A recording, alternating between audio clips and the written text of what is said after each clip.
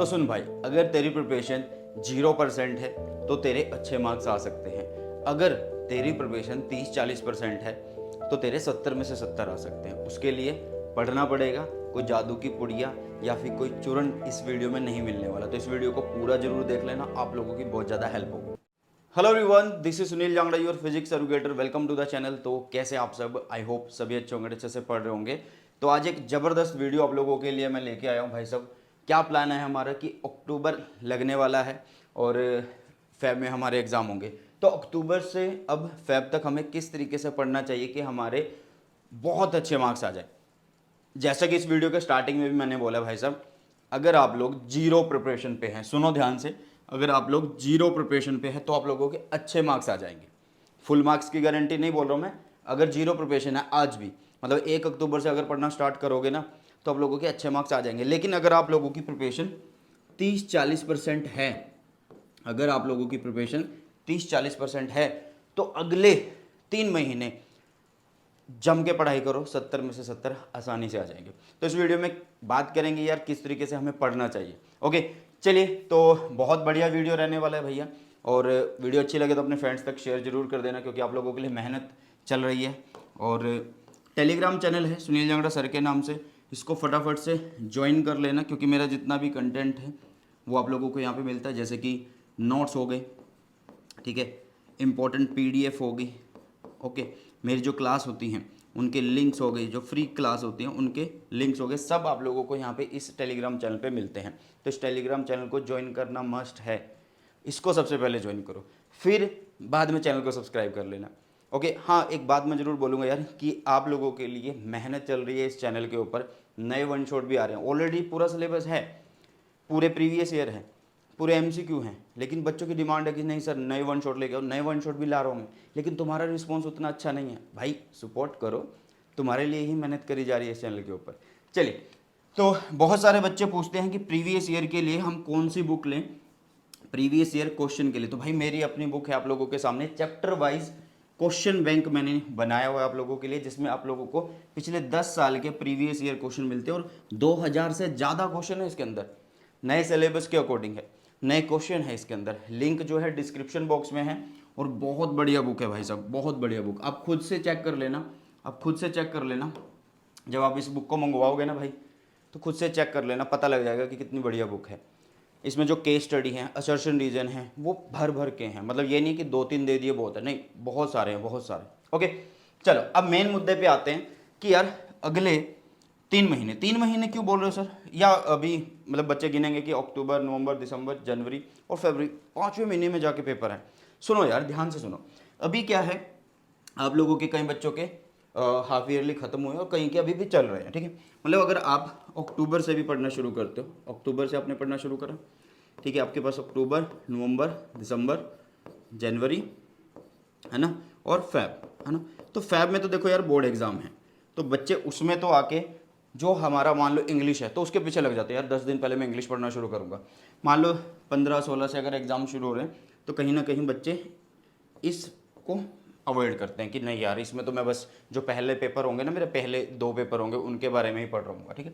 बच्चे आप लोगों के पास 4 महीने, इन 4 महीने में आप लोगों के पास, अच्छा, जैन में, मतलब जैन के लास्ट में, जनवरी के लास्ट में, या फिर फैब के स्टार्टिंग में आप लोगों के प्रैक्टिकल भी होते हैं, ठीक है। और दिसंबर में जाके फिर से स्कूल वाले एग्ज़ाम लेते हैं।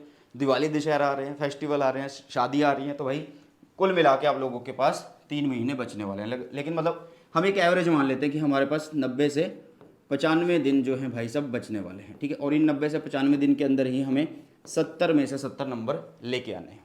ओके, तो सबसे पहला पॉइंट क्या है, देखो यार, मैं सीधा भी बता दूंगा तुम्हें कि ऐसे ऐसे पढ़ लो, लेकिन सबसे पहले जो चीज़ें हैं आप लोगों को करनी चाहिए किसी भी एग्जाम की प्रिपरेशन के लिए, किसी भी सब्जेक्ट की प्रिपरेशन के लिए, कि आप लोगों को कोर्स स्ट्रक्चर को समझ लेना है। कोर्स स्ट्रक्चर में क्या क्या है भाई? सिलेबस, ऑलरेडी मैंने सिलेबस बताया हुआ, यूट्यूब पे सर्च करिए, न्यू सिलेबस, नाम लिख दीजिएगा सुनील जांगड़ा, मिल जाएगा। पेपर पैटर्न, भाई पेपर पैटर्न आप लोगों को पता होना चाहिए। पेपर पैटर्न में क्या क्या, कि भाई कौन सी यूनिट कितने नंबर की आ रही है, ठीक है, और कैसे कैसे क्वेश्चन आ रहे हैं, जैसे कि एमसीक्यू आ रहे हैं, असर्शन रीजन भी आ रहे हैं, केस स्टडी भी आ रहे हैं, 2-2 नंबर के, 3-3 नंबर के, 5 नंबर के, ऐसे सब ये पता होना चाहिए आप लोगों को, ठीक है। और ये सब चीज़ें भाई साहब आप लोगों को इंटरनेट पे मिल जाती हैं फ्री ऑफ कॉस्ट। ठीक है। और साथ में एक बार देख लेते हैं कि यूनिट्स की डिस्ट्रीब्यूशन देख लेते हैं, कौन सी यूनिट कितने नंबर की आ रही है। ठीक है, हमारे पास टोटल 9 यूनिट है भाई साहब, 1 2 3 4 5 6 7 8 9। ठीक है, पहली 2 यूनिट 16 नंबर की हैं, अगली 2 यूनिट 17 नंबर की हैं, अगली 2 यूनिट 18 नंबर की हैं, और अगली 2 यूनिट 12 नंबर की है, और लास्ट यूनिट आपकी 7 नंबर की है। ठीक है, देखो यार, पहली 2 यूनिट में आपके 3 चैप्टर आते हैं, अगली जो 2 यूनिट थी तीसरी और चौथी, इसमें 7 तक आपके चैप्टर आ जाते हैं, 4 से 7 तक। बात करते हैं 5वीं यूनिट की, उसमें एक ही चैप्टर आता है ईएम वेव, और जो आपकी 6ठी यूनिट है उसमें आप लोगों का 9वां और 10वां चैप्टर आता है। ठीक है, रे ऑप्टिक्स और वेव ऑप्टिक्स आते हैं। आपकी जो 7वीं यूनिट है उसमें सिर्फ 11वां चैप्टर आता है, और 8वीं यूनिट जो है उसके अंदर आप लोगों का 12वां और 13वां एटम न्यूक्लियर आते हैं। लास्ट में एक यूनिट है और उसमें एक ही चैप्टर आ रहा है। ठीक है, तो ये है आप लोगों के पास भाई मार्क्स डिस्ट्रीब्यूशन। अब यहाँ पे चैप्टर वाइज डिस्ट्रीब्यूशन नहीं होता फिजिक्स के अंदर, जब तक सीबीएसई ना दे तो किसी के ऊपर भरोसा मत करना। हाँ, बस एक बार सैम्पल पेपर जरूर देख लेना कि हाँ यार ये क्वेश्चन इसी चैप्टर में से आए हुए हैं और ये इतने नंबर का हो सकता है, लेकिन विश्वास इसी के ऊपर करना, ये सीबीएसई का दिया होगा। ठीक है, तो यहाँ से हमें पता लग गया है कि यार मुझे कितनी यूनिट्स पढ़नी चाहिए। ठीक है भाई, 9 यूनिट पढ़नी है अगर मुझे पास होना। कई बच्चे पास के लिए देख रहे होंगे ना, कई बच्चे पास के लिए देख रहे होंगे। भाई जिनको पास होना है, सिर्फ पास होना है, वो क्या करें, 18 और 12 कितने हो गए भाई, ये आपके 30 हो गए, और 7 37 नंबर यहाँ से तैयार कर सकते हैं। ठीक है, यहाँ से तैयार कर सकते हैं। कहने का मतलब वो 7 चैप्टर तैयार कर लो जिनको सिर्फ पास होना। लेकिन भाई मैंने पहले बोला, अगर तुम जीरो प्रिपरेशन पे और आज से नहीं मतलब 1 अक्टूबर से पढ़ना शुरू करते हो तो बहुत अच्छे नंबर आ जाएंगे। और अगर आप लोग 30-40% पे हो, इतने लेवल पे हो कि हाँ यार हमने 3-4 चैप्टर निपटा रखे हैं, तो आप लोगों के 70 में से 70 भी आ जाएंगे। बट बार बार बोल रहा हूँ कि पढ़ना पड़ेगा, कोई भी पाउडर या चूरन नहीं मिलने वाला कि भाई सर ने एक पुड़िया दी थी वो हमने पी खाई और नंबर आ गए। पढ़ना पड़ेगा, मेहनत करनी पड़ेगी। ठीक है, चलो अब पढ़ना कैसे है, उसके लिए रिसोर्सेज पता होने चाहिए कि कहाँ कहाँ से हमें ये चीज़ें करनी है। ठीक है, तो भाई बहुत सारे बच्चे ऑफलाइन पढ़ रहे हैं, बहुत सारे बच्चे ऑनलाइन पढ़ रहे हैं। पहले तो डिसाइड कर लो कि कहाँ से पढ़ना आप लोगों को, ऑफलाइन पढ़ना है या ऑनलाइन पढ़ना है। क्योंकि यार हमारे पास ना लिमिटेड टाइम है, हमारे पास लिमिटेड टाइम है। ये नहीं है कि हमारे पास बहुत सारा टाइम है, चलो 3-4 महीने में निकाल देता हूँ, फिर मैं सोचूंगा कि हाँ यार ये चीज़ पढ़ लेता हूँ। नहीं, हमारे पास लिमिटेड टाइम है, लगभग 90-95 दिन का टारगेट लेके चलो, जो पढ़ने का है, सिर्फ पढ़ने का है। ओके, बाकी तो कॉमन सी बात है, उसमें फेस्टिवल्स आ रहे होंगे, शादियाँ आ रही होंगी, प्रैक्टिकल एग्जाम होंगे, स्कूल के एग्जाम होंगे, बहुत कुछ और होगा। ठीक है, तो ये एक एवरेज है। अब इसके बाद देखो यार, बुक्स कैसे पढ़ना। अच्छा, बहुत सारे बच्चे ऑफलाइन तो पता ही है कि इंस्टीट्यूट में जा रहे होंगे, अपने स्कूल के टीचर जिससे भी पढ़ रहे होंगे। ऑनलाइन आप यूट्यूब से पढ़ सकते हो भाई। ठीक है, या फिर पेड प्लेटफॉर्म से पढ़ सकते हो। किससे पढ़ सकते हो, पेड प्लेटफॉर्म से। आप लोगों को यूट्यूब से पढ़ना है तो पूरा क्लास 12th फिजिक्स 1 शॉट, उसके previous year question, MCQ, numerical, सब इस चैनल पे अवेलेबल है। सिर्फ आप लोगों को ढूंढने की जरूरत है। ढूंढना कैसे है, जो भी चीज़ चाहिए पीछे नाम लिख दीजिए, सुनील जामरा, मिल जाएगा आप लोगों को। ठीक है, बुक्स में अगर मैं बात करूँ, बहुत सारे बच्चे बुक्स पूछ रहे हैं, तो भाई आप लोगों के पास नोट्स होने चाहिए अपनी थ्योरी के लिए। ठीक है, और मैंने आप लोगों को नोट्स प्रोवाइड कर रखे हैं, अगर किसी को नोट्स नहीं मिल रहे हैं भाई साहब, तो मैं कल स्पेशली अपने टेलीग्राम चैनल पे पूरी की पूरी जो नोट्स हैं हर एक चैप्टर के दोबारा से पोस्ट कर देता हूँ पीडीएफ। ठीक है, नोट्स से पढ़ो यार, थ्योरी एनसीईआरटी बेस्ड थ्योरी है मेरे नोट्स के अंदर। ये तुम्हें जिसके भी नोट्स अच्छे लगते हैं वहाँ से पढ़ लेना। बहुत सारे बच्चे नोट्स नहीं पढ़ते हैं, तो भाई वो रेफरेंस बुक से पढ़ लेना, और रेफरेंस बुक में एस.एल. अरोड़ा सर की जो बुक है वो बहुत अच्छी बुक है। ठीक है, दूसरी बात और क्या, आपके पास शॉर्ट नोट्स होने चाहिए। क्या होने चाहिए भाई, शॉर्ट नोट्स कैसे, जब आप बुक से पढ़ रहे हो या नोट से पढ़ रहे हो ना, तो A4 साइज का एक पेज पकड़ो और उसके साथ उसमें से इंपॉर्टेंट चीज़ें, जो चीज़ें तुम पढ़ रहे हो ना, उनमें से उन टॉपिक्स में से इंपॉर्टेंट चीज़ें यहाँ पे बनाते जाओ, लिखते जाओ, शॉर्ट नोट्स। ठीक है, उसके बाद आपके पास NCERT एग्जाम्पलर होना चाहिए भाई। उसके MCQ जो है मैंने ऑलरेडी चैनल पे करवाए हुए हैं आप लोगों को, आप लोग जाके देख सकते हैं। सॉल्यूशन है, आप एक बार सॉल्यूशन देखिए, एक बार फिर खुद से प्रैक्टिस करिए। ठीक है, और last one is previous year question. ठीक है, प्रीवियस ईयर क्वेश्चन, उसके लिए बुक मैंने स्टार्टिंग में बता दिया। सर क्या हमें NCERT टेक्स्ट बुक से क्वेश्चन नहीं कर रहे हैं, आपके पास टाइम बचता है तो करिए। हाँ, आप सोल्ड एग्जाम्पल जरूर करके जाइए, भाई, वो ज़्यादा इंपॉर्टेंट है, सोल्ड एग्जाम्पल। ठीक है, तो ये तो बात होगी कि आप फुल नंबर कैसे ला सकते हैं। ऑफलाइन पढ़िए, ऑनलाइन पढ़िए, कहीं से पढ़िए भाई, आपकी मर्जी है, मतलब किसी भी एक टीचर को आपने ज़रूर फॉलो करना है। उसके बाद बुक्स नोट्स से पढ़िए। नोट्स अगर आपके पास नहीं है, मेरे नोट्स लीजिए। अगर वो आपको लगता है कि नहीं मुझे तो नोट्स से, किसी के नोट्स से नहीं पढ़ना, मुझे तो बुक से पढ़ना, तो reference book SL. Arora sir की बुक है। शॉर्ट नोट्स खुद के बनाइए। एनसीईआरटी एग्जाम्पलर के एमसीक्यू करिए। प्रीवियस ईयर क्वेश्चन की बुक ऑलरेडी बता दिया, साथ में एनसीईआरटी के सोल्ड एग्जाम्पल आप लोगों को आने चाहिए, मतलब करे हुए होने चाहिए। ठीक है, चलो यार अब बात कर लेते हैं जीरो प्रिपरेशन या फिर 30% वालों की हम। ठीक है, अब बात कर लेते हैं जीरो प्रिपरेशन या फिर 30% वालों की। देखो यार, मैंने आप लोगों को बताया कि आप लोगों के पास 90 to 95 डेज है। हम मान लेते हैं कि हम 90 दिन पढ़ रहे हैं, हम 90 दिन पढ़ रहे हैं। ठीक है, इन 90 दिनों में मैं आप लोगों को बोलूँगा, अगर अच्छे नंबर लाने हैं या फुल मार्क्स लाने हैं तो भाई 3 घंटे तो आप लोगों को देने ही पड़ेंगे फिजिक्स को। ठीक है, कैसे ना कैसे मैनेज करके दीजिए, क्योंकि आपको बाकी सब्जेक्ट भी पढ़ने हैं, बट फिजिक्स को देने ही देने हैं भाई 3 घंटे। तो आप क्या करते हो भाई, 90 इंटू में 3 करो, आपको 270 घंटे मिल जाएंगे, है ना। कितने घंटे मिल जाएंगे, 270 घंटे मिल जाने वाले हैं। मैं आपको बिल्कुल अच्छे वाली टेक्निक बताऊंगा, 270 घंटे मिल जाने वाले। आपको सबसे पहले करना क्या है, आप भाई साहब जीरो प्रिपरेशन वाले हो या 30% वाले हो, आपको कुछ नहीं करना। आपको स्टार्ट करना है कहाँ से, आपको स्टार्ट करना है वन शॉट से। कहाँ से स्टार्ट करना है, वन शॉट से। ठीक है, मैं पहले एक बार तरीका बता देता हूँ कैसे स्टार्ट करना है। वन शॉट से स्टार्ट करिए भाई साहब। चैनल के ऊपर आप लोगों को 3 आवर्स तक का वन शॉट कराया हुआ, मैक्सिमम 3 घंटे का ही वन शॉट है चैनल के ऊपर। ठीक है, 3 घंटे का वन शॉट है। देखो जो जीरो प्रिपरेशन वाले हैं, जो जीरो प्रिपरेशन वाले हैं वो क्या करेंगे, वो पहले दिन एक वन शॉट देख रहे हैं। ठीक है, वो पहले दिन वन शॉट देख रहे हैं, ठीक है जी। अब उन्हें क्या होगा कि फर्स्ट टाइम पढ़ रहे हैं तो एकदम से सारा हिट नहीं करेगा, तो दूसरे दिन भी वो क्या कर सकते हैं यार, वन शॉट देख सकते हैं। बट मैं बोलूँगा एक दिन बैठ के या तो आधा वन शॉट आज देख लीजिए, आधा वन शॉट कर, साथ के साथ शॉर्ट नोट्स बनाइए। मेरे जो डिटेल नोट्स हैं वो प्रिंट करवा के रखिए, पढ़ते जाइए उनसे। ठीक है, या फिर आप एक दिन वन शॉट देख लीजिए, फिर से अगले दिन वन शॉट देख लीजिए। ठीक है, 2 दिन लगे आपको एक चैप्टर पे, 2 दिन लगे आप लोगों के एक चैप्टर पे। अब उसके बाद आप लोगों को क्या करना है, उसके बाद भाई साहब आप एक दिन लगा के उसके प्रीवियस ईयर क्वेश्चन करिए। और प्रीवियस ईयर क्वेश्चन मैंने आप लोगों को बोला है कि भाई अगर आप लोगों के पास टाइम नहीं है तो पिछले 5 साल तक के प्रीवियस ईयर कर लीजिए। चैनल के ऊपर सब कुछ अपलोडेड है, मैंने करवाया हुआ है। ठीक है, ठीक, तो ऑन एन एवरेज आप लगा सकते हैं कि 4 से 5 दिन में हम एक चैप्टर को अच्छे से निपटा सकते हैं। 4 से 5 दिन में हम एक चैप्टर को अच्छे से निपटा सकते हैं। मतलब अगर मैं बात करूं, मान लो चलो मैं 5 दिन लगाता हूं और मैं पूरा महीना अगर पढ़ता हूं तो भाई 6 चैप्टर मैं कर लूँगा 30 दिन के अंदर। 30 दिन के अंदर मैं 6 चैप्टर निपटा दूंगा।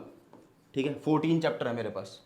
कितने चैप्टर हैं भाई, 14 चैप्टर है। एक कहानी और मैं तुम्हें बता देता हूँ, एक कहानी और मैं तुम्हें बता देता हूँ।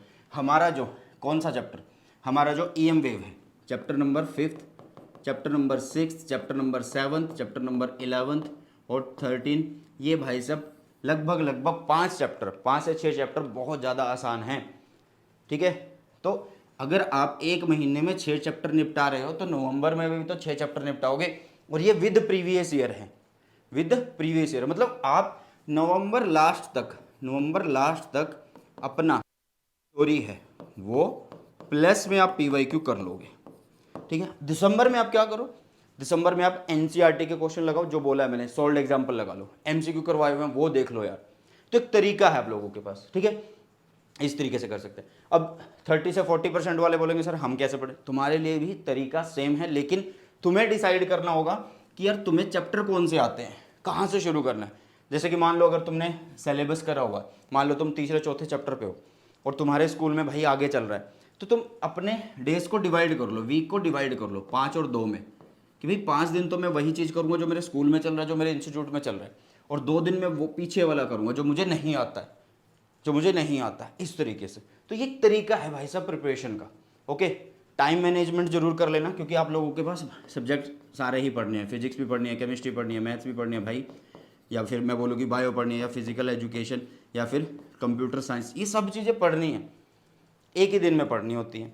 मतलब आप मैनेजमेंट कर सकते हैं अपने टाइम की। कैसे, आप क्या करो कि यार आप ऐसे करो कि मान लो एक वीक में आप लोगों के पास कितने दिन हैं, 5 दिन है, 7 डेज है। उसको आप 5 दिन क्या करो, आप PCB पढ़ो या फिर PCM पढ़ो, और लास्ट के 2 दिन आप दूसरे सब्जेक्ट्स पढ़ सकते हैं जो आप लोगों को लगता है कि यार वो जल्दी हो जाएंगे।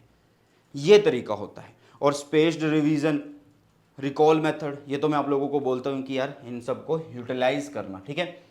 और हमें क्या करना है यार, हमें सबसे ज़्यादा इन चीज़ों के ऊपर ध्यान देना, मतलब 80-20 रूल को यूज़ करना है। किसको यूज़ करना है?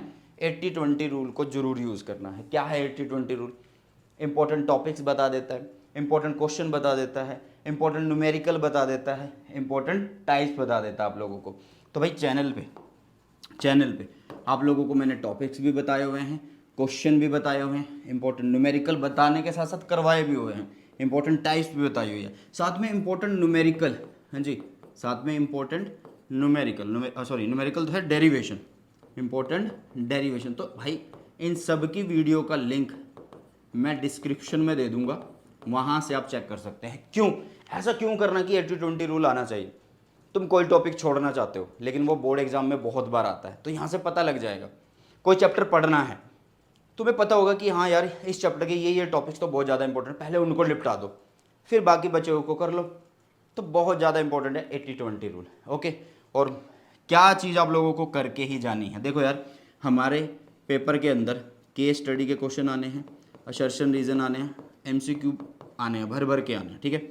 तो वो चीज़ें कि गलती ना हो, कोई भी क्वेश्चन गलत ना हो, तो वो कैसे दूर की जाएगी? वो NCERT रीडिंग से दूर करी जाएगी, ठीक है। क्या पता यार कहाँ से वो असर्शन रीजन निकाल दे, कौन सी लाइन से। तो NCERT रीडिंग जरूर कर लेना। अगर आप चाहते हो कि मैं आप लोगों को NCERT रीडिंग कराऊं, तो इस कमेंट सेक्शन में, मतलब इस वीडियो के कमेंट सेक्शन में #NCERT रीडिंग लिख जाना। जरूर हम एक सीरीज़ ले आएंगे जिसके अंदर मैं आप लोगों को NCERT रीडिंग पूरी करवा दूंगा 14 चैप्टर की। ओके, तो बस ये है एक तरीका पढ़ने का कि आप लोग किस तरीके से पढ़ सकते हैं। और वही बात कि भाई आप लोगों को कोई भी पुड़िया या फिर चूरन नहीं दिया जाएगा, आपको पढ़ना पड़ेगा, आपको मेहनत करनी पड़ेगी। मैं आप लोगों को स्ट्रेटजी वीडियो क्यों देता हूँ? क्योंकि मैं आप लोगों को पढ़ाता भी हूँ। सब कुछ कंटेंट इस चैनल पे दे रहा हूँ, क्योंकि बहुत सारे बच्चे बोलते हैं सर आप तो ये हर महीने के स्टार्टिंग में बना देते हो। अरे भाई बनाऊँगा, मैं ठोक के बनाऊँगा, कह रहा हूँ, क्योंकि मैं पढ़ाता भी हूँ, अपने चैनल पर सारा कंटेंट देता भी हूँ। तो वीडियो बनाने में मुझे कोई दिक्कत नहीं होनी चाहिए, है ना। चलिए यार, इसी के साथ इस वीडियो सेशन को करते हैं समाप्त। एंड आई होप कि ये वीडियो आप लोगों को अच्छी लगी है। एंड कौन कौन बच्चा जो है भाई साहब तैयार है, तो वो कमेंट सेक्शन में ज़रूर मुझे बता के जाना, # लिखना वी आर रेडी। ओके, चलिए, तो या फिर लिख देना कि हाँ मिल के फोड़ेंगे, # मिल के फोड़ेंगे। चलिए, तो इसी के साथ इस वीडियो सेशन को करते हैं समाप्त। आई होप ये वीडियो आप लोगों को अच्छा लगा है। अगर अच्छा लगा तो अपने सभी फ्रेंड्स के साथ शेयर जरूर करना। सो बाय, टेक केयर, जय हिंद, वंदे मातरम।